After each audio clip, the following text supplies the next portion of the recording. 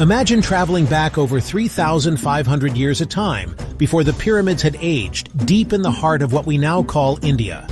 This is the Vedic Age, a journey into India's earliest recorded history. Around 1500 BCE, a new wave of people arrived, the Indo-Aryans.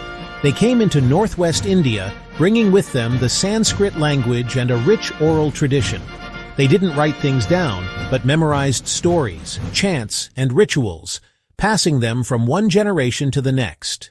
Now let's talk about the Vedas. These are the world's oldest sacred texts, 4 in total: Rigveda, Samaveda, Yajurveda, and Atharvaveda. The Rigveda is the oldest and most famous. It's basically a collection of hymns praising gods. Imagine an entire culture's wisdom and poetry, carried on the breath of storytellers, spoken aloud for centuries before anyone ever wrote it down.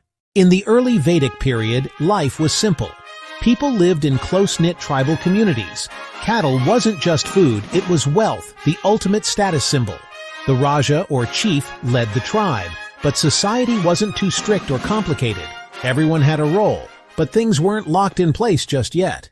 Religion? It was all about nature. The gods represented powerful natural forces. Indra, the god of thunder and war. Agni, the fire god. Varuna, who kept the cosmic order.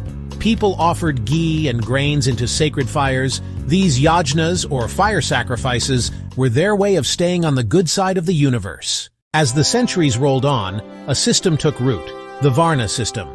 Society became divided into Brahmins, or priests who led the rituals, Kshatriyas, the warriors and rulers, Vaishyas, the traders and farmers, and Shudras, the servants. It started out fluid, but over time it grew more rigid, laying the groundwork for the Indian caste system. Moving into the later Vedic period, think 1000 to 600 BCE, life started to change.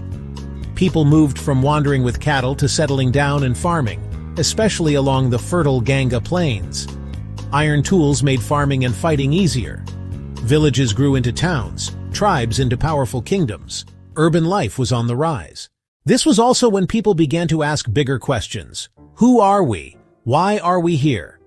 The Upanishads were born philosophical texts, diving deep into the mysteries of the soul, or Atman, and the ultimate reality, Brahman.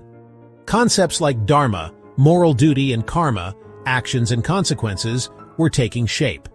The Vedic Age wasn't just the beginning of Indian civilization, it's where the seeds of Hinduism, philosophy, and so much of Indian identity were first planted. So next time you hear a Sanskrit verse or see a temple ritual, you're glimpsing echoes from this ancient epic age.